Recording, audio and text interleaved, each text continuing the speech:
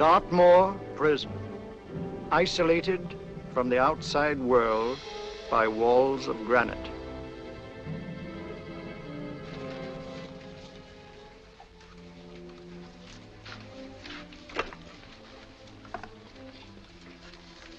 They say you could get out of here by merely telling what you know. You may or may not be another Scotland Yard bloke, but I'll give you the same answer I gave the others.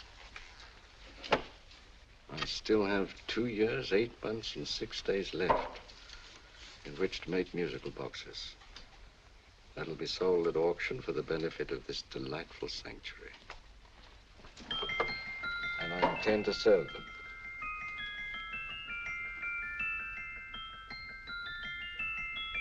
Move along. And now we come to the next object on our list, or I should say objects, because there are 3 of them. Now, ladies and gentlemen, these can be bought together or separately. Now, these beautiful little musical boxes only arrived this morning, and I didn't intend to put them on the auction block until later, but I'm going to sell them now.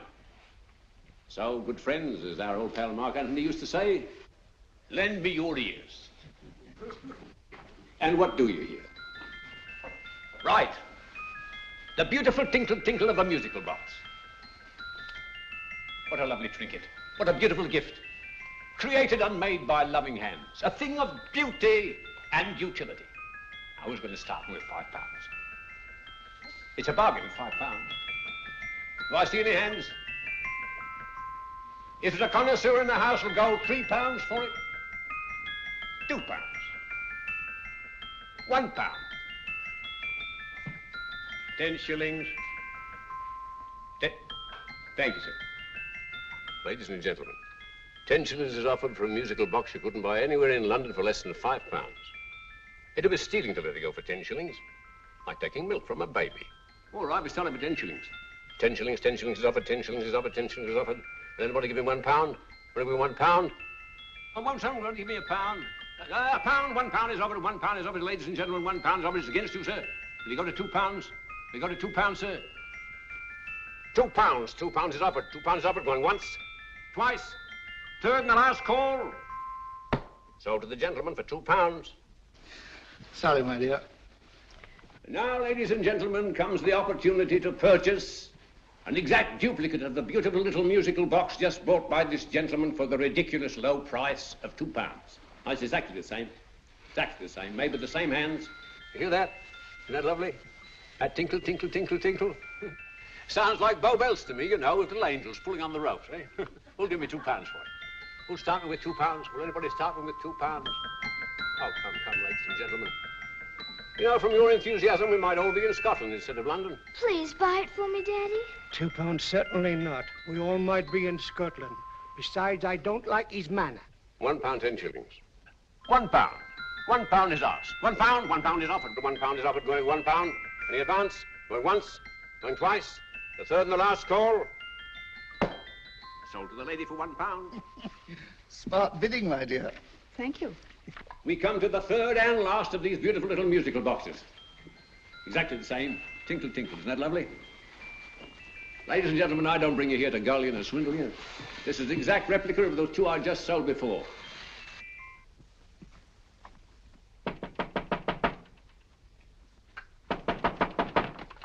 We're closed. But this is extremely important.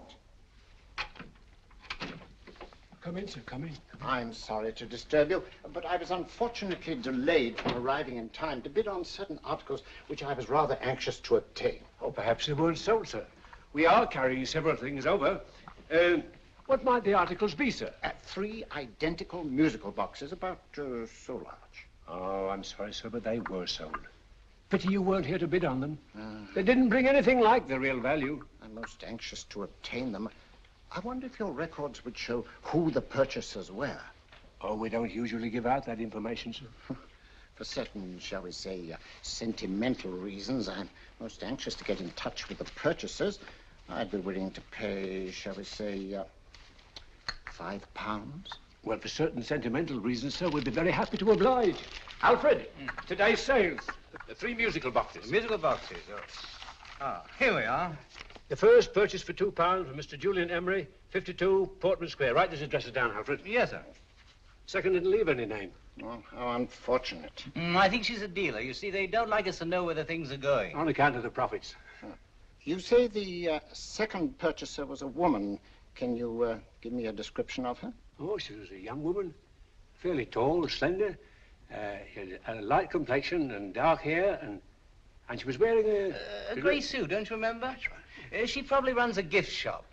She paid £1. You say she comes here fairly frequently? No, I didn't say so. But she does, sir. Like as not, she'll come in on Thursday. We have sales on Mondays and Thursdays. Oh. And the third box? The third, Mr. William Kilgore, 143B Hampton Way. For 10 shillings. Quite a drop from £2. Mr. Kilgore was a Scotchman. Oh. Well, thank you. You've been most helpful. Oh, thank you, sir. And any time you're passing, drop in. We always have lovely things for sale. How kind, sir? Thank you. I'll be back Thursday.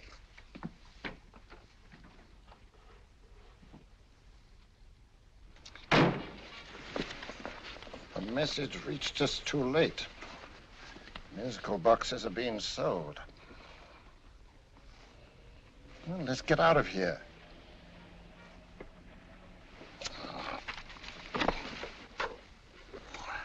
Someday you'll go too far. Reaching for a star, you fool. Yet a fool may touch a star, Colonel Cavanaugh, if he but reach high enough. But not possess it as you would. The musical boxes, they're being sold. What a pity for you, my dear Colonel. Is it my fault that the message reached us only an hour ago? Is it my fault that they were sold? You can't hold me responsible for that. Hope for your sake you're right.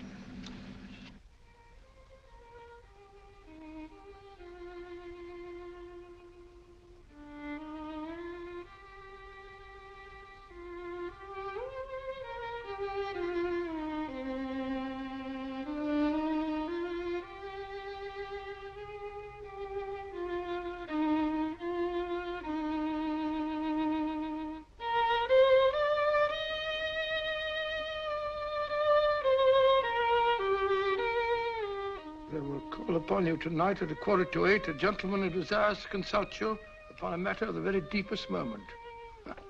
Remember that letter, Holmes? It was written over 2 years ago. An interesting case, devilishly interesting. Irene Adler. What a striking-looking woman from the brief glance I had of her. Seems only yesterday. What charm. What poise, and what a mind. Sharp enough and brilliant enough to outwit the great Sherlock Holmes himself. I take it the new issue of the Strand magazine is out, containing another of your slightly lurid tales. It is indeed.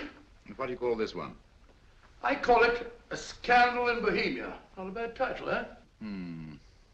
If you must record my exploits, I do wish you'd put less emphasis on the melodramatic and more on the intellectual issues involved. More on the what do you mean by that? Well, I do hope you've given the woman a soul. She had one, you know. By the woman, I suppose you mean Irene Adler. Yes. I shall always remember her as the woman.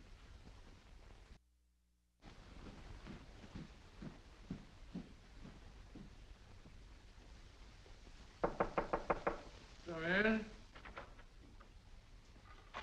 I think. That's it, old boy. How are you? How are you, old boy? I haven't seen you for years. I want you to meet my old friend Sherlock Holmes. Holmes, this is Stinky. In other words, Julian Emery. How do you do, Mr. Emery? Watson has often spoken of you. Oh, has he? Yes, we were at school together. Yes, more years ago than I care to remember, but you didn't come in here just to remind me of that. No, I just happened to be in the neighborhood and saw your lights burning, so I took the liberty of looking you up. Still writing your mystery stuff? Yes, there's a new one out this week. Good, I never miss them. Oh, good, thanks. I say that bandage makes you look very interesting. Still poking your nose into other people's business as usual? Who hit you? I haven't the foggiest notion. Somebody knocked me on the head in my own living room, and then proceeded to commit the most idiotic burglary you ever heard of. Fellow must have been balmy as a coot. Balmy? Why? Come sit down, old boy. Hey. Would you like a cup of tea? Huh? Oh, all right. I'll go and tell Mrs. Hudson about it. Yeah. Why do you say the robbery was idiotic, Mr. Emery? Oh, simply from the fact that with about £5,000 worth of musical boxes in my living room, the thief, who I caught in the act, made off with one that isn't even worth £5. I gather you're a collector of musical boxes. Yes, I am indeed. Some of them are very beautiful, but not the one that was stolen. The thief evidently grabbed the first thing that came to his hand when he heard me coming into the room. Still, it's rather odd, isn't it, that having disposed of you, he didn't pick up something more valuable. Was there anything unusual about the stolen box? No, nothing at all. No, I picked it up in the south of France, several years ago. You say you have many valuable music boxes, and yet the thief made off with one that isn't worth £5. Sounds like rather an intriguing little problem. Yes, well, I take it that he was just an ordinary petty thief and didn't know the value. That is a possible explanation, and yet I venture to say that the average petty thief has a more extensive knowledge of the value of objets d'art than the average collector. Well, anyway, that's Scotland Yard's theory. They didn't get very excited about it. That's consistent anyway. I wonder if I might see your collection, Mr. Emery. Oh, of course you could, yes. Nothing a collector likes more than showing off his trophies. When would it suit you? No time like the present. Good. My place is just round in Portman Square. Shall we? Yes, right. Hello? Where are you going? Stinky hasn't had his tea yet. Oh, I'm sorry. We're going round to my place, where I'm going to give you something better than tea. Now, this one was made for Louis XV, and is one of the very few still in existence from that period. And a particularly fine specimen at that. Charming, isn't it? Quite. They all sound to me like a lot of mice running about on a tin roof. I'm afraid you have no ear for music, Watson. Give me a good old band playing a rousing march. You have all your silly little tweets.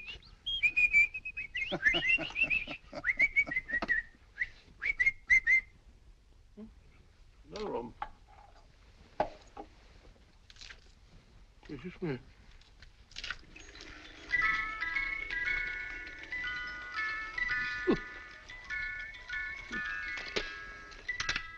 Stupid thing. Singing rabbit. What would you say offhand is the value of a box like that, Mr. Emery? Well, it's hard to say offhand, but I think we'll bring about £500 or £600 today. It's the gem of my collection. Yet a thief who steals an oddity like a musical box passes up one worth £500 for one of almost no value at all. Odd. Very odd. What was the stolen box like, Mr. Emery? Oh, just a plain wooden box about so big. As a matter of fact, I have one over here almost exactly like it. I picked this up yesterday at an auction room in Knightsbridge. Paid only £2 for it. Of course, I wouldn't in the ordinary way add one like this to my collection, but the tune intrigued me. I'd never heard it before.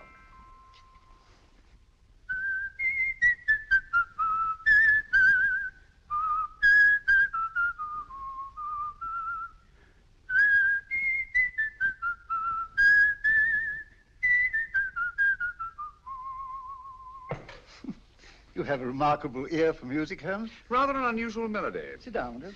Thanks. You say you bought that box at an auction sale yesterday? Yes, the Gaylord auction rooms in Knightsbridge. Run by old, what's his name? Crabtree. Handsome man. At what time was the robbery committed? Oh, about 3 o'clock this morning. You know, Mr. Emery, that box and the robbery might well be cause and effect, especially since you say that the stolen box outwardly resembles this one a great deal.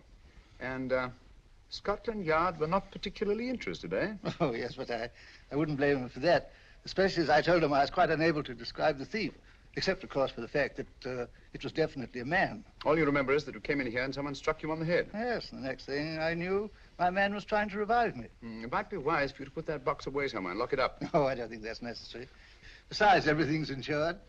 Well, at least if any further attempts at robbery are made, I'd suggest that you call the police, rather than running into any personal danger. Oh, come, Holmes, aren't you being a bit of an alarmist? Possibly. Well, Master Gray with old Stinky. Seems to me you are making rather a mountain out of a molehill.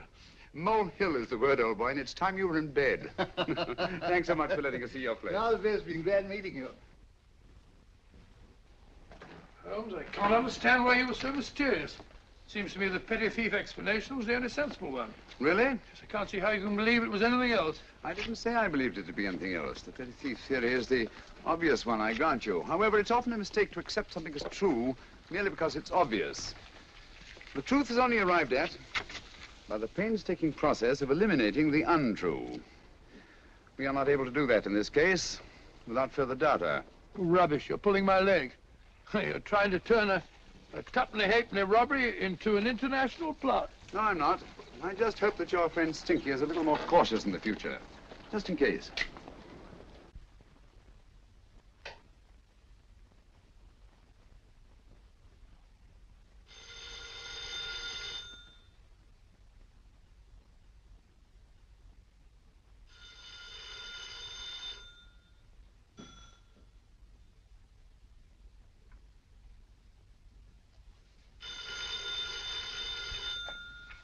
Hello? Yeah? Julian Emery here. Who? Why, of course I remember you, Mrs. Courtney. Yes, you're the one bright spot at that appallingly dull affair of Lady Sanford's. Huh? Of course it isn't too late to come round. Yes, I shall be delighted to give you a drink. I tell you what, come straight up and I'll leave the door unlatched. Right, well, 15 minutes? Good. I shall be counting each moment. No, I mean that, really. Right, goodbye.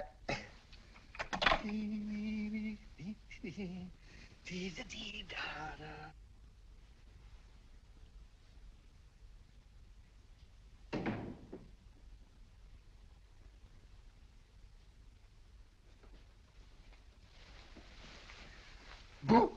Oh, you startled me. Did I? Yes. Must be the pixie in me.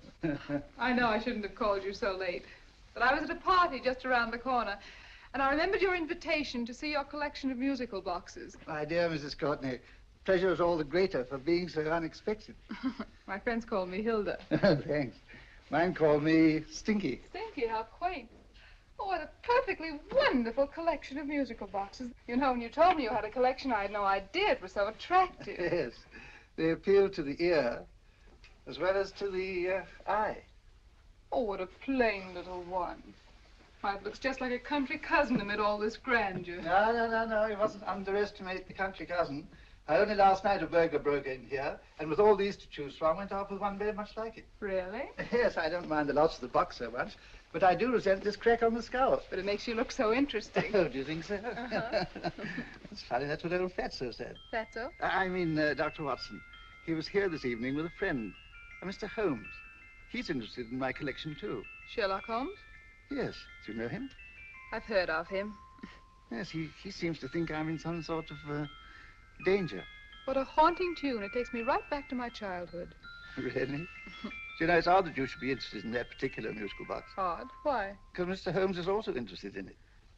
He may have been more interested in the tune than in the box. My dear, yes, that's right. I remember now. He whistled it note for note, having heard it only once. Really? He must be a remarkable man. Bit of an alarmist, if you ask me. Don't you believe in warnings? Of course not. Who'd want a box like that? I would. You're not serious. Oh, but I am. Well, you put me in a very awkward position. I'm a collector, you know. And the collector buys but never sells. But if the price were high enough... The price has nothing to do with it. It's the principle of the thing. Yes, well, we haven't had our drink. No, thanks. I must be getting along. Must you really? I'm afraid so. You're not walking out on me, are you? My reputation, Stinky. I say, you know, you are an attractive woman. Thanks.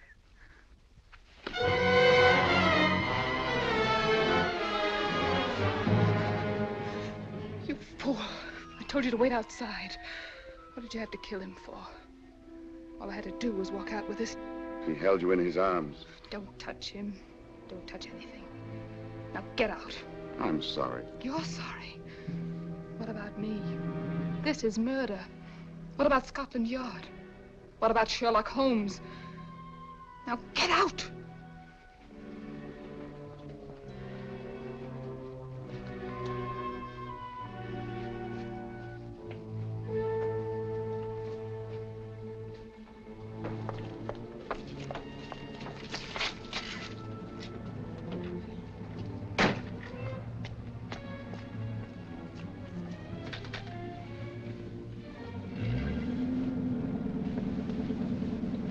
Did you get it?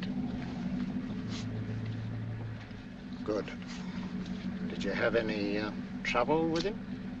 Just a matter of murder.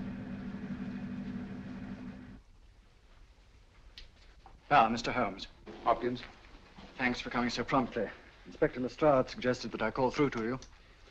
Mr. Emery was the client of Mr. Holmes, Inspector. Indeed. You didn't mention that when I telephoned you, Mr. Holmes. Well, not exactly a client, Inspector. Sergeant Thompson? He was killed between the hours of 11 and 2 o'clock this morning, Mr. Holmes. Must have been someone he knew, someone of whom he had no suspicion. Poor old Stinky. It's all my fault. I should have prevented this.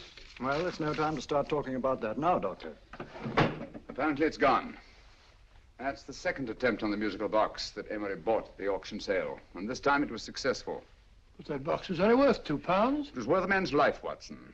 I think we'd better pay a visit to Gaylord's auction room and that fellow Crabtree. Inspector, may I suggest that you make a complete search of this flat for a small, plain, musical box about that size. Thank you. Come on, Watson. You say the first box went to Mr. Julian Emery. The second to Mr. Kilgore, 143B Hampton Way. And the third to the unidentified young lady who presumably has a shop and lives near Golders Green. That's right, Mr. Holmes.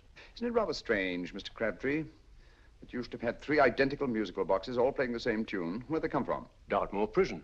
Dartmoor? Yeah, we get a regular shipment from there every month.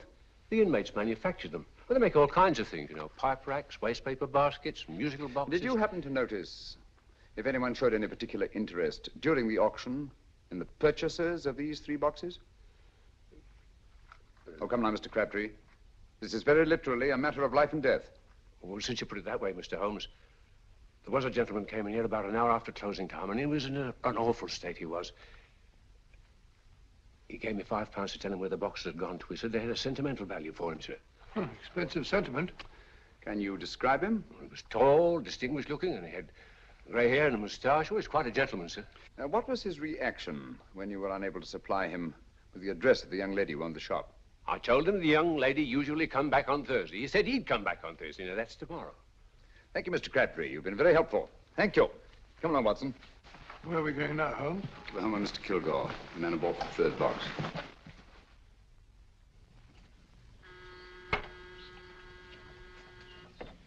But hang it all, Holmes, how do you know those other 2 musical boxes are of any importance? I don't, but I certainly have no intention of waiting until the owners are murdered to find out.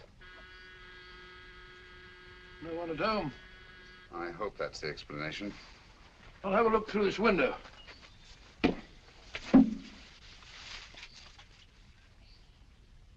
Doesn't seem to be anyone there.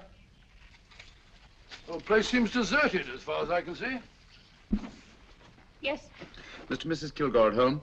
No. When do you expect them? Oh, in an hour or so. But there's no use your hanging about. They don't buy nothing from peddlers. Peddlers? My good woman, this is Mr. Sherlock Holmes. Sherlock Holmes? Oh, go on. Do you mind if we come in and wait? My business is rather urgent. Well, I've got to go out and do my shopping. And I don't know as Mrs. Kilgore'd like any strangers nosing about. It's quite all right, I assure you. Well, I've got to be off. You two wait in the parlor. And no smoking either. Mrs. Kilgore says it smells up the house. Funny old girl, Holmes.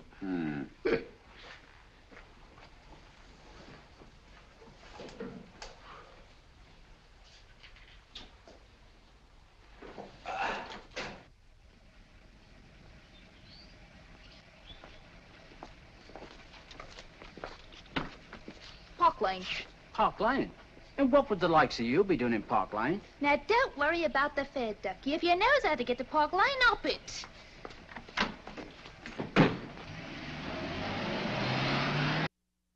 You know, Holmes, I've been thinking. There must have been something hidden in that box of old Stinky's. Stolen jewelry, possibly. What's up, Holmes? Listen. What's just the steam in the water pipes?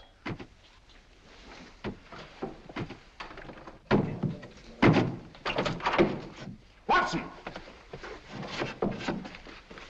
Great Scott! Come on, Holmes. Get on the chair here. It's all right, my dear. There. Now, don't worry. It's all over. There you are, dear. Don't cry anymore. She tied me up and shut me in the cupboard. I know. She won't come back. Did you show her your new musical box? Yes, she said she wanted to hear it play, and as soon as I showed it to her, she grabbed hold of me. I know. Now, don't worry. We'll buy you a new musical box. Yes, my dear, the best one in London. Watson.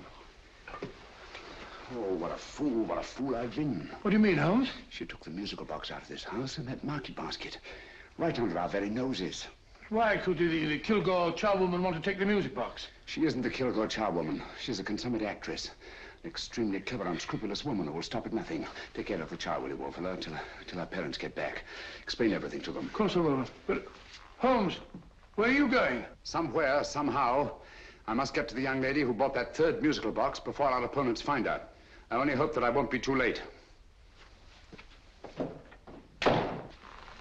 Oh, no, darling, you mustn't cry anymore. Now, cheer up. Would you like to hear old Uncle make a noise like a duck?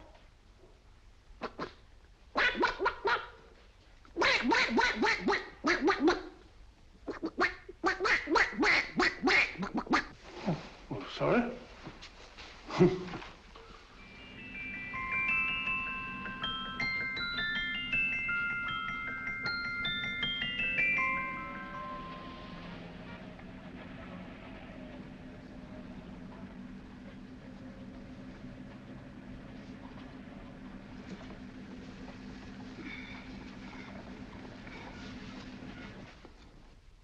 Now, ladies and gentlemen, how much am I offered for this beautiful lace Dresden china figurine? A lady of the French court. Now, this is the genuine article. What a beautiful ornament for your mantelpiece. Or you could use it as a centerpiece on the dining room table. Now, will somebody start me for £10? Will somebody start me for £10? £8? £7? All right, £5 is offered, £5 is offered, £5 is offered, £5.10, £5.15, £5.15. £6 is offered, £6, going once, going twice, the third and the last call. Have you all done? Sold to the lady from Twickenham for £6. Next, we have a real museum piece, ladies and gentlemen. A fine 19th century doll. The costume an exact replica of the holiday clothes worn by the Hungarian peasant women. Now, ladies and gentlemen, an article like this would cost you from £15 to £20 in a West End shop. I'm not going to ask for anything like that. Who'll give me £2 for it? £2. Anybody offer me £2? £2 for the Hungarian? £2? £1. What? Anybody give me £1? Anybody offer me £1 for the doll? £1 is offered, ladies and gentlemen. £1 is offered. Now, I'm not going to waste your valuable time or mine in trying to get one half of what this beautiful doll is worth. If the young lady can steal it for £1, that's her good fortune. So it's going once, it's going twice, the third and last call. Any more? Sold to the young lady for £1. And now, ladies and gentlemen, may I draw your attention to something which may be a great surprise to you, worthy of any collection. The only other one like it is in the British Museum.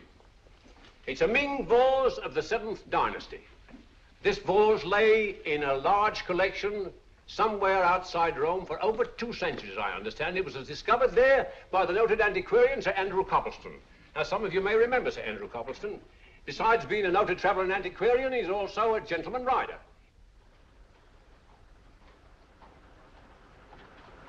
A girl with a parcel in her hands, that's her.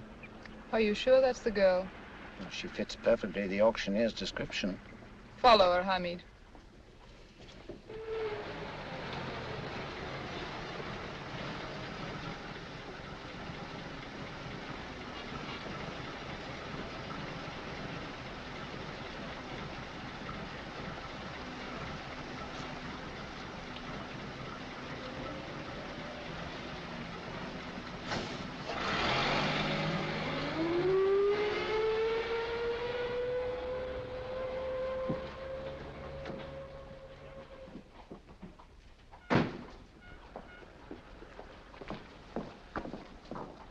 It's lovely, dear. And only £1.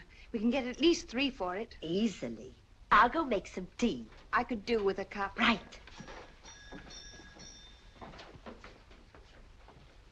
Good afternoon. Good afternoon. I'm looking for a birthday gift for a 7-year-old girl. What would you suggest? We have some lovely dolls. Now, this Hungarian I think peasant... she has enough dolls already. Books are always welcome. Well, I'm looking for something a little different. Well, that's rather cute. What is it? Oh, that's a musical box. Children always love them. And this is an exceptionally nice one. It plays many tunes.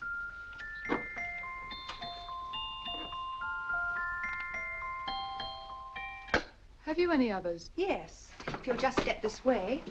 I have only 2 left.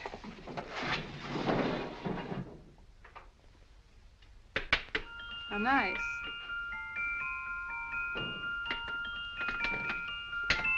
Are you sure this is all you have? I'm sorry. They're rather hard to find, you know. That's our entire allotment. I did have one other, but I sold it earlier this afternoon. But it was only a plain wooden one. It wouldn't have been a very nice gift for a child. Really? Do you happen to know who the purchaser was? Why, yes. He left his card, just in case anyone should inquire for him.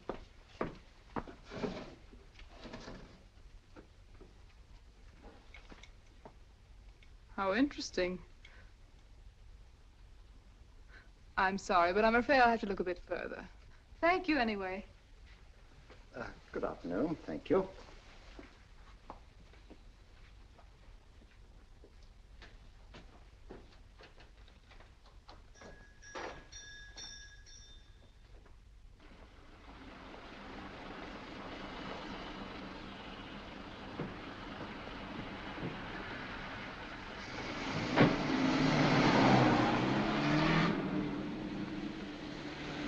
Heavy!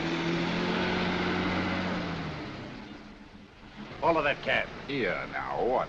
Scotland Yard. Hop in.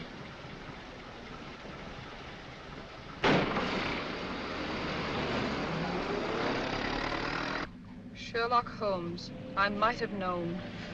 We thought we were the hunters, instead of which we're the hunted. We've been fools. We played right into his hands.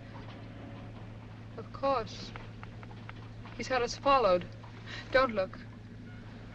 The man in front of the toy shop. Hamid, turn sharp right at the next corner and again at the next.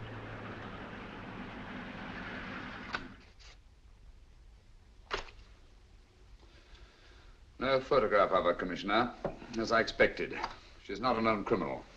But how do you expect to know if you do find her? After all, she was disguised as a charwoman.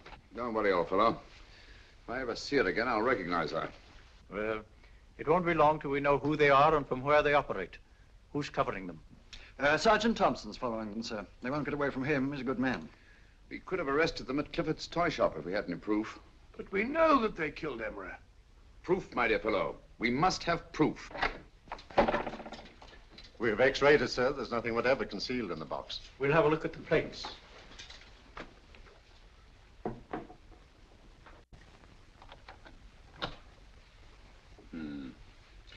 There must be some clue. And it's probably so obvious that we've all overlooked it. Seems to me we're up against a bunch of lunatics. Not lunatics, my dear fellow. Extremely astute, cold-blooded murderers. What can these little musical boxes have in them that's so important? Don't forget, they were made in Dartmoor prison. You can smuggle stuff into prison, but not out. Do you want us to break the box apart, sir, to see if there's anything the x-ray hasn't caught? No, not yet. Do you mind if I take it? Certainly. Thanks.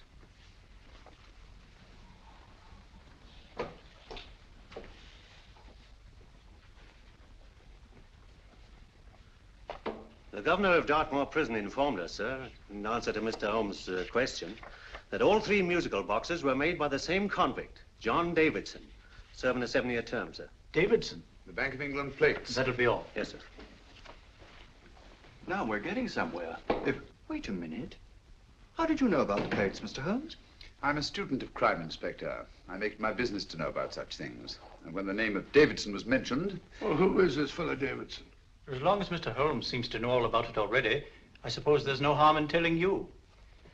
2 years ago in London, there occurred a robbery of such tremendous importance, although the stolen articles themselves have no intrinsic value whatsoever, that the Home Secretary was instrumental in seeing that not a word of it appeared in any newspaper. But you never told me anything about this, Holmes. You were away at the time. Articles of no intrinsic value and yet of such importance? I don't understand. Davidson was apprehended within 15 minutes of committing the theft. But by that time, he'd hidden the articles in question and they've yet to be found. Before going further, Dr. Watson, I must inform you that this matter's not to be mentioned outside of this room. Of course not. Do I look like a man who'd gossip? Let's not go into that now, old fellow, shall we? Davidson had been employed for years in a position of extreme trust by the engravings department of the Bank of England.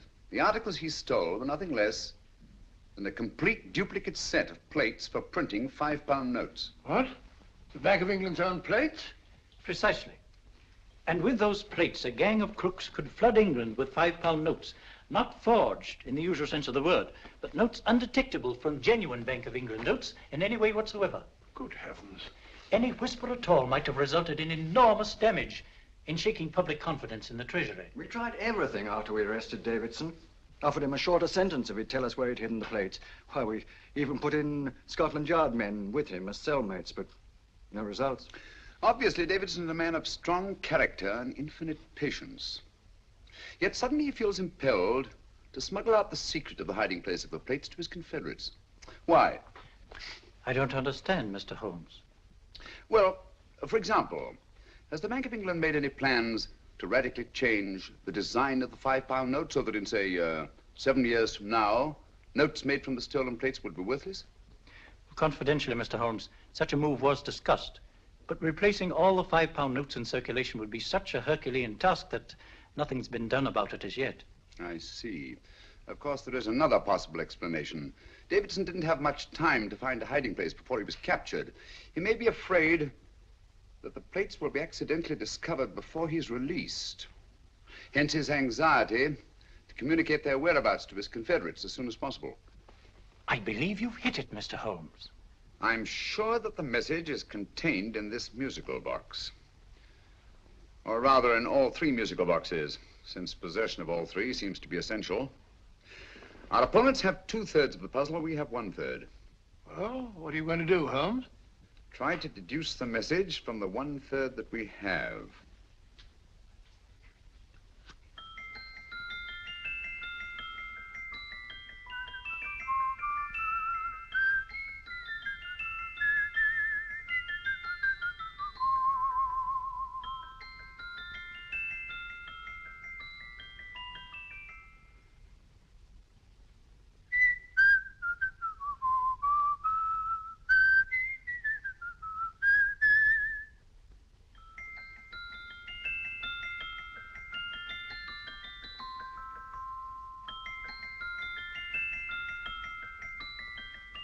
It's the same tune as the one played by Emery's musical box.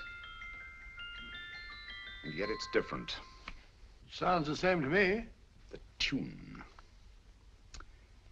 Somehow the tune is the key to the mystery. It must be the tune.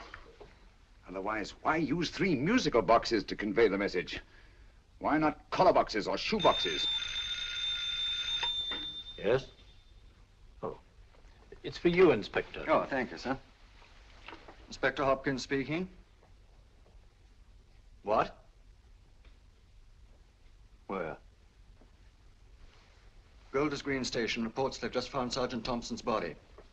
From the tire marks on his clothes, he was apparently run over by a taxi. What an unfortunate accident.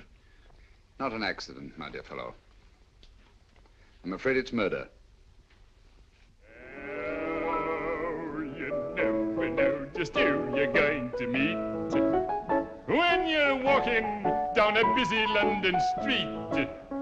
Mrs. Hawkins, Mrs. Brown, any subject of the crowd. Oh, you never know just who you're going to meet. So you better hold your topper in your hand, just in case you meet a lady on the Strand. Girls will think you're kind of sweet, and your day will be complete. Oh, you never know just who you're going to meet. Now, a gentleman is judged by his appearance. Yes, a gentleman is judged by how he talks. Now, he's much better off when he's acting like a toff, especially if he's taking him a walk. What on earth is this outlandish place? A rendezvous for actors. Actors? Buskers, old boy. You've seen them 1,000 times. Actors who entertain the queues, waiting outside theaters. You never know just who you're going to meet when you're walking down a busy London street. So you better wear your best velvet pies to look your best, 'cause you never know just who you're going to meet. So you better keep your manners right in view, just in case a lady gives a how'd you do. Keep your trousers in a pleat, shine your shoes and keep them neat, 'cause you never know just who you're going to meet. Blimey. Mr. Holmes. How are you, Joe? Never met him. And yourself?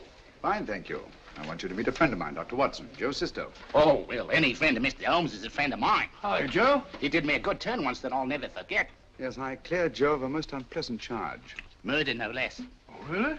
By proving to the satisfaction of the police that he was busy at the time blowing open someone's safe. That's right, Governor. Good gracious me. Joe, now you can help me. Come on, buzz off, buzz off. Come on, up it, up it. Can't a gentleman have some peace and quiet around here? And you too. There you are, Mr. Holmes. Now we can have some peace and quiet around here. Thank you, Joe. There's £5 in this for you. Well, I wouldn't want to take it on myself, sir, but I can get somebody to do it for you for half of that. You don't know what the job is yet. For £5? Murder, ain't it? What? No, Joe, not murder, just music. I want you to identify a song for me. Oh, there ain't a song that's been written that I don't know. That's why I came to you. Now, of course, the violin is more my instrument, but, oh, well, here we go. Now, listen to this, Joe.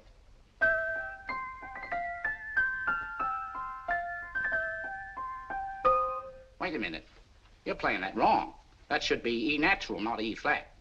You know the song? Oh, yes. It's an old Australian song called, The Swag Man. But you're playing it all wrong. That's what I hoped you'd say. Now, listen again, Joe.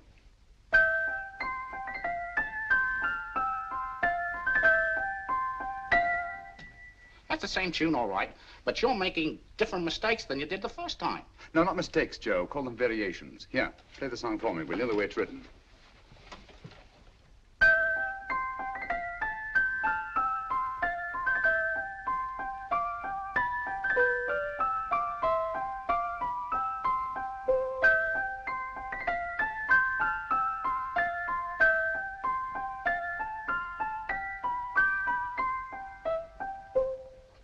Yeah. Thank you, Joe. What's it mean, Holmes? Are you onto something? Perhaps. I don't know yet. It's probably a code of some sort. Joe, could you write the song down for me, the way it was originally written? Oh, sure, Mr. Holmes. But it'll take a few minutes. Mm-hmm. Here, Mabel.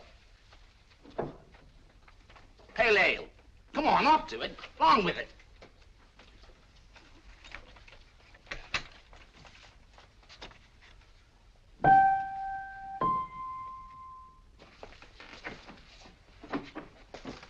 Well, obviously it isn't the lyrics. No combination of those words made any sense at all. The variations in the way Emery's musical box played the tune are different from the variations in the one we have. You sure? Quite. You see, I took the trouble to memorize the tune as played by Emery's box that night we were with him in his flat. Holmes, you amaze me. Elementary, my dear fellow. One of the first principles in solving crime is never to disregard anything, no matter how trivial. But why were 3 boxes? Why not 1? Because the message was obviously too long to be conveyed by any one variation. Then there's the 3rd box, the one that woman took from the Kilgores. That contains yet another set of variations. Yes, well, it's all beyond me. Well, all we have to do now is to find the secret of the variations. Not a very easy problem to solve, my dear fellow.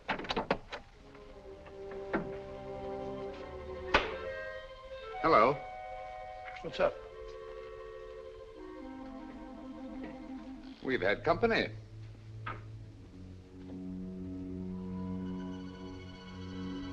I say, this is outrageous.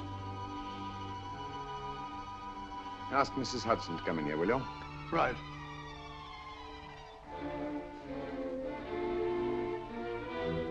Hudson? Yes? Oh, there you are. Will you come up here at once, please? Oh, coming, sir.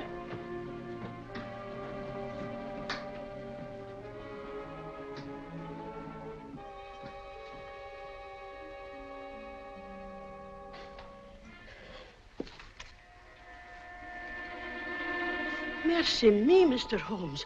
What has happened? Who called while we were out, Mrs. Hudson? Just a young lady. The one who said you wanted her to wait for you. And a nice-looking old gentleman with Our her. friends again, Watson. Friends? What did the young lady look like?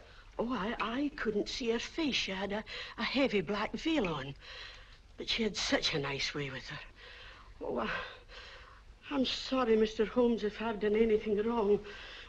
But you did say I should always let clients come in and wait for you. Don't worry, Mrs. Hudson, don't worry. You had no way of knowing. It's quite all right, quite all right. Now, don't worry, Mrs. Hudson. Don't worry. Well, where on earth's the musical box? They didn't get it. Didn't get it? Where is it? It's in your hand. Huh? In that biscuit jar. Pick the biscuits off the top. Now put your hand inside, and you'll find the music box. Well done, Holmes. Well done. Amazing.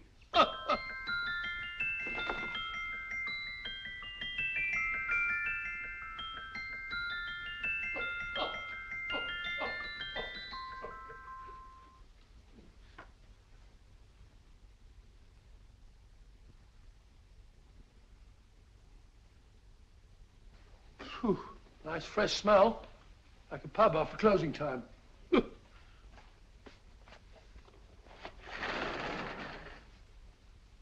I say, Holmes. What? It's morning. Allow me to congratulate you on a brilliant bit of deduction.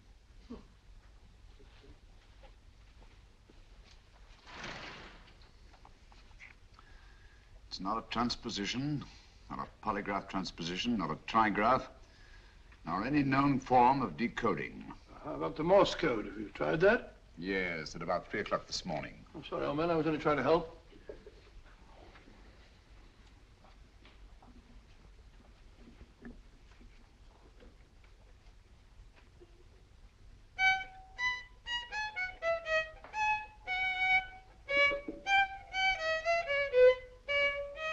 Oh, do me a favor. Not again. Must have heard that thing 1,000 times. Kept me awake all night.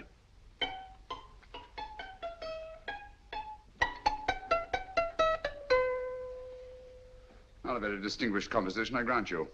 You know perfectly well I don't know one tune from the other. When I was a kid, my people tried to have me taught the piano. I've always felt sorry for that old teacher of mine. The poor old girl finally reached the point of numbering the keys for me. 1, 2, 3, 4. Even then, I never progressed beyond it. Numbering the keys, Watson. The 19th key of the keyboard is the 19th letter of the alphabet. S. Here. Write this down when I give it to you, old fellow, will you?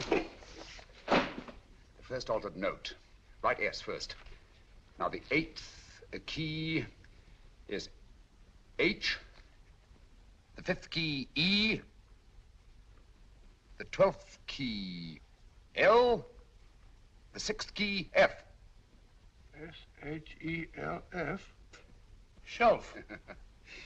Your piano lessons were not in vain, old fellow. You've solved it. Thank you. Thanks, old bean. Hold it. We now have 2/3 of the message. Behind books, 3rd shelf, secretary, Dr. S. Presumably, these are the first and second portions of the message. And this gang has the first and third parts of it. Precisely. Then it's a stalemate? Yes, Commissioner, but we can't leave it like that. There's no doubt in my mind that they'll try to secure our 1/3 of the message that's missing. Well, I assume you've taken every precaution to guard the Clifford music. Oh, yes, it's carefully hidden at Baker Street with Dr. Watson on guard. However, I'm reasonably certain that, difficult as it may be, we can find the plates even without the missing part of the message. Behind books, 3rd shelf, secretary, Dr. S. Well, outside of the fact that Davidson hid the Bank of England plate somewhere in London, Mr. Holmes, I don't see that we've progressed at all. Allow me to point out to you, sir, the key words Dr. S. It looks as if the plates were hidden in the house of the doctor. Whether S stands for his first or last initial remains to be determined by a process of elimination. Well, there must be 10,000 doctors in London with S for a first or last initial. Precisely. And every one of them will have to be questioned in person. That's why I say this is a task for Scotland Yard. It's a task, all right. But Scotland Yard has searched worse haystacks and found the needle. Well, for the time being, I'll leave the matter in your hands, gentlemen. We'll call you if and when we get a lead on our mysterious Dr. S. Thank you. In the meantime, I intend to follow up a little clue concerning a cigarette.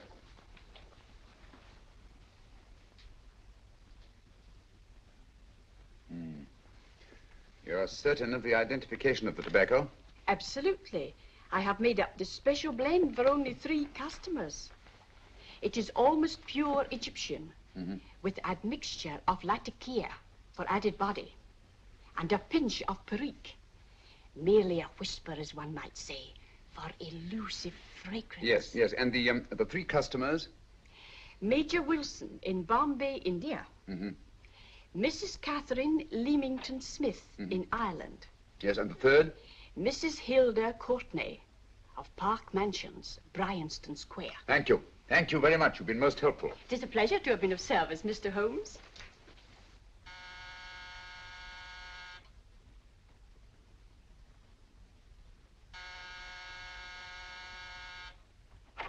Yes? Mrs. Courtney? Yes. My name is Sherlock Holmes. Oh, do come in. Thank you. I've heard of you, of course, Mr. Holmes. I believe we have a mutual friend in Sir Edward Brookdale. He's spoken to me of you quite often. Indeed. And to what good fortune am I indebted for this visit? I think you know Mrs. Courtney. Well, I did get a summons for speeding last week. But outside of that, I don't think I'm of any interest to the police. Oh, come now, Mrs. Courtney. You seem to forget that you and I have met before. I'm sorry. I'm sure I would have remembered meeting the great Sherlock Holmes. Please sit down. Thank you. You say we met before. Yes. At the home of Mr. and Mrs. Kilgore, 143B Hampton Road. Kilgore? I don't think I know anyone of that name. Well, I didn't say you knew them. As a matter of fact, you called on them when they were out. I don't understand, Mr. Holmes. Really? And you were dressed rather differently. Indeed. Cigarette? Thank you.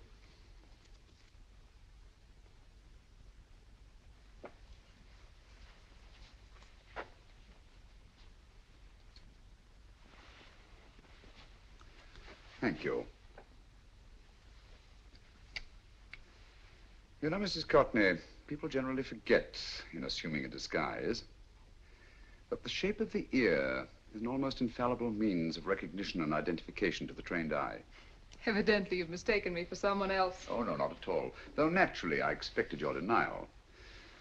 But when you paid your visit to my rooms at Baker Street, you carelessly left behind another identification. They're, identical, aren't they?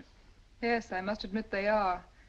You see, Mr. Holmes, to catch one as clever as you, I had to use a very special lure. I knew you'd be unable to resist the bait of my cigarette, having read with great interest your monograph on the ashes of 140 different varieties of tobacco. I should advise you not to move, Mr. Holmes. I must congratulate you on your ingenuity, Mrs. Courtney. It was indeed a brilliantly designed trap. Thank you, Mr. Holmes. Praise from a master is indeed gratifying. I shall always cherish the memory of your flattering words. Memory? Precisely. I'm afraid these gentlemen have a most regrettable task to perform. Unless, of course, you care to turn over the missing musical box with your pledge to take no action against us in the future. I'm afraid that will be impossible. I thought that would be your answer. Hamid! Careful! Careful. There's no need to be unnecessarily rough with our distinguished guest. You realize, Mr. Holmes, that your demise will not take place here. The corpus delicti, you know. Well, naturally. Shall we go? It's so fearfully awkward having a dead body lying about. Don't you agree, Mr. Holmes? Another dead body shouldn't weigh too heavily on your conscience, Mrs. Courtney.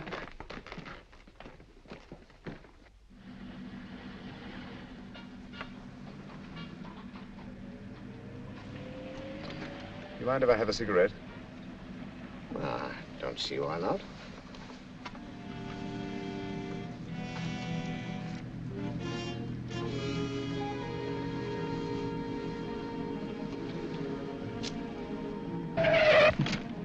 Be careful, Hamid. It's the brakes, they bind. Thank you, Colonel Kavanagh. It's very considerate of you.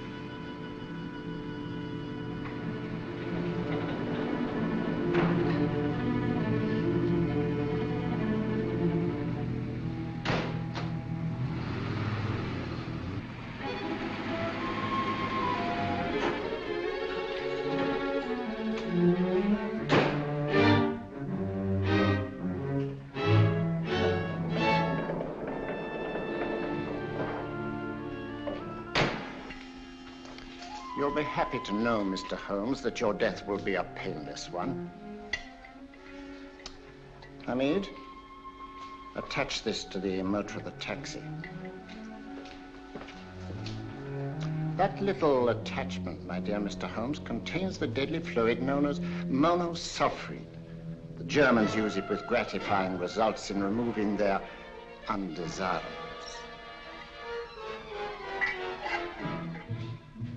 Start the motor.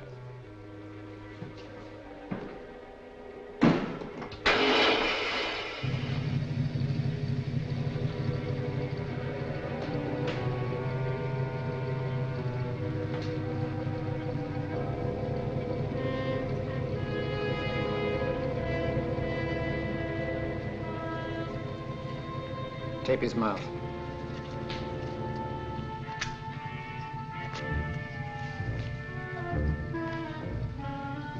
Now, up with him, Hamid.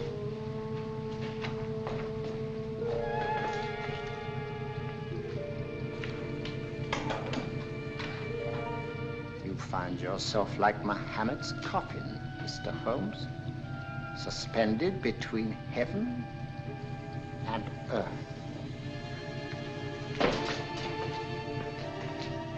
Plenty of fuel in the tank?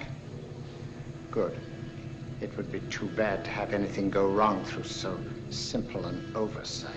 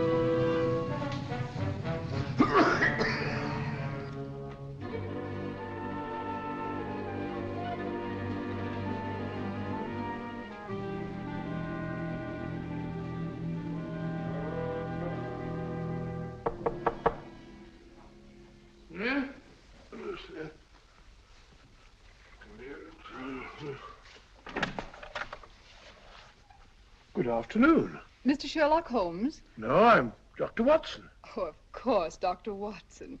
How stupid of me. Oh, so this is stupid of me. Won't you come in? Well, I really came to see Mr. Holmes. Oh, I'm afraid he's out. I don't know when he'll be back. Perhaps there's something I can do. Won't you sit down? Thank you. You know, Sherlock Holmes and I have been engaged on a great many cases. Oh, really? Yes, indeed. As a matter of fact, this very moment, we're involved in one of the most baffling... Oh, well, won't you tell me your trouble? I may be able to help you. That's very kind of you, Dr. Watson. Perhaps if I wouldn't be imposing too much. Imposing? Oh, there's no imposition. No imposition at all. A pleasure, I assure you. Now, tell me all about it, Miss Williams. Mrs. Williams. I live in Surrey, Dr. Watson, and I've come up to London in sheer desperation. My only sister has disappeared, and the local police seem utterly unable to find her. Well, Holmes and I solved a case exactly like that once.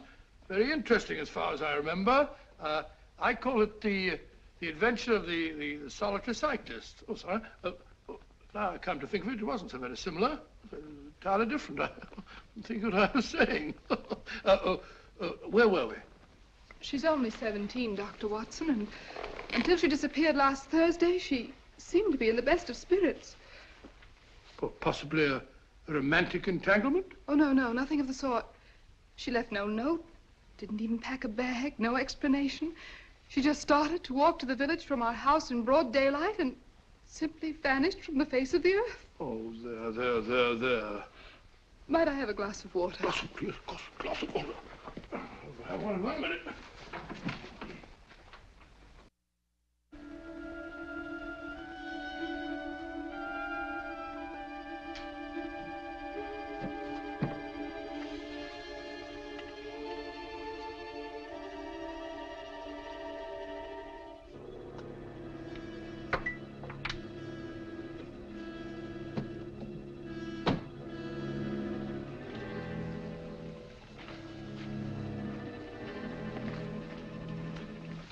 There you are, my dear. Thank you, Dr. Watson. No, you're not to cry anymore. You must pull yourself together. Oh, I feel much better already knowing that you're going to help me. Oh, Dr. Watson, look! Good heavens! Get through the fire brigade, quickly!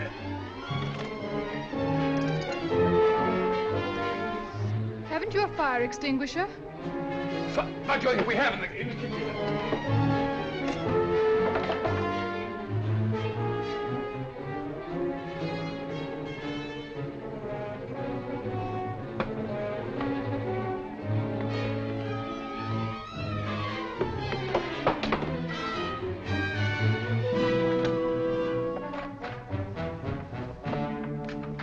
Don't you worry, Miss Williams. We'll have this thing out in no time.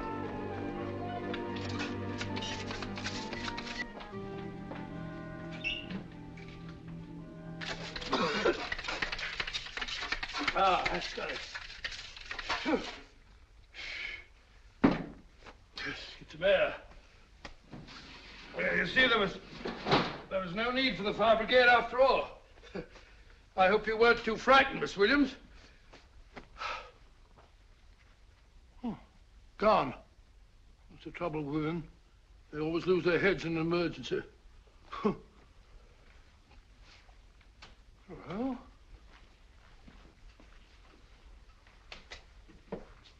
a musical box. Great Scott! Miss Williams!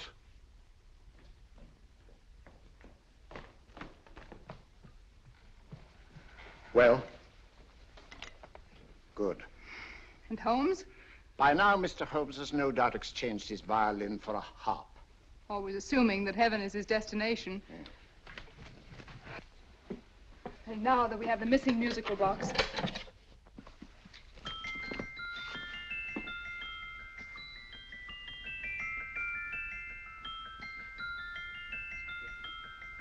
Nineteenth note. 19th letter. Yes. He hasn't been there, you say? Holmes, where on earth have you been? I've been trying to get you at the club, at Scotland Yard, all over London. You were looking for me in the wrong places. Holmes, terrible things happened. I've been duped. That woman, she made a complete fool of me. Well, what do you mean? Well, she came here, let off a smoke bomb. I thought the whole place was on fire, and my first thought was to save the musical box. No need to say any more. She has the box. Yes. Don't blame yourself too much, old fellow. She's an extremely clever antagonist. Smoke bomb, you said? Well, you can console yourself with the thought that your charming friend is at least a reader of yours. What do you mean? If I remember correctly, you wrote about my little experiment with smoke and the cry of fire in a story you entitled A Scandal in Bohemia, which has just appeared in the Strand magazine. All right, old boy. Don't rub it in. Well, it may cheer you up to know that you made a fool of me, too. That cigarette stub was planted here for one express purpose. You're going to bandaging around this place. Bandaging? What's the matter, Holmes? You hurt? Explanations will have to wait until later. At the moment, we're faced with a problem which I fear is insurmountable. Come over here, old boy, will you? Right. Our opponents are in possession of all three parts of the code. And here are we, while the Bank of England plates pass into their possession. Cheer up, old fellow, cheer up. As Dr. Samuel Johnson once said, there's no problem the mind of man can set that the mind of man cannot solve. What's that, old fellow? I was just quoting Dr. Samuel Johnson. He said there is Thank you, Watson. Thank you. Leaving the front reception room, we come into the main hall, where Dr. Johnson was in the habit of passing through to have his meager meals in the dining room opposite, in company with his friend and biographer, James Boswell. We will now pass up the stairway, which remains in its natural wood finish, just as it was when the good doctor was here. The framed etching on the wall is believed to have been presented to Dr. Johnson by the distinguished painter, Sir Joshua Reynolds. I've been told here that that picture was given in by Mrs. Thrale, and it's definitely not a Reynolds. Is that important, my dear? Oh, I'm sorry. This way, ladies and gentlemen, please, this way. Move along, children, move along. The secretary's not on this floor. Patience, Hamid. I have a feeling My that... dear Colonel, with Sherlock Holmes out of the way, what could go wrong?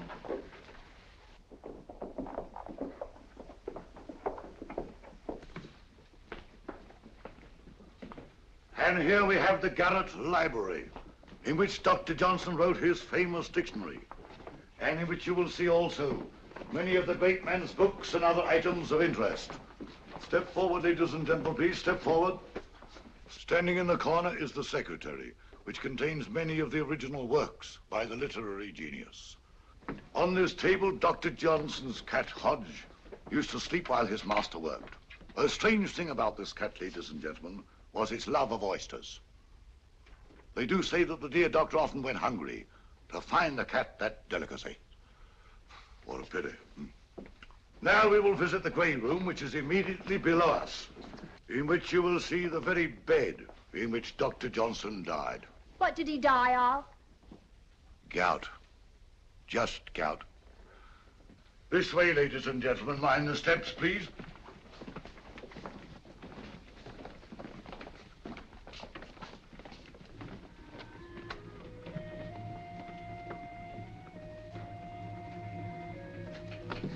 Your keys.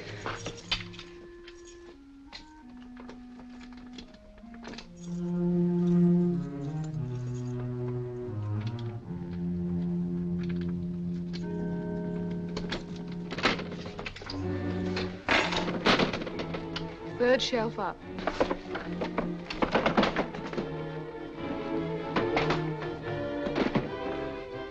The knife.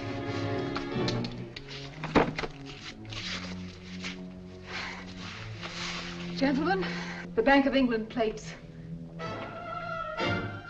Well, Mrs. Courtney, so we meet again. No, I shouldn't do that if I were you, Colonel Cavanaugh. I must congratulate you, Mr. Holmes. You're far more clever than I thought. Thank you, Mrs. Courtney. Praise from you is indeed gratifying. I shall always cherish the memory of your flattering words. Memory? Oh, thank you. And now I have a most regrettable task to perform.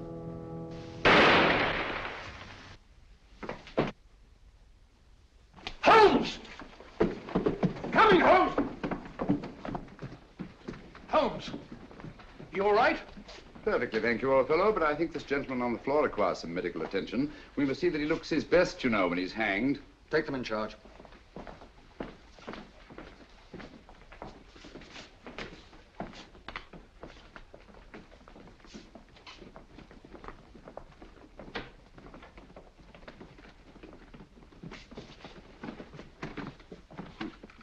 A brilliant antagonist.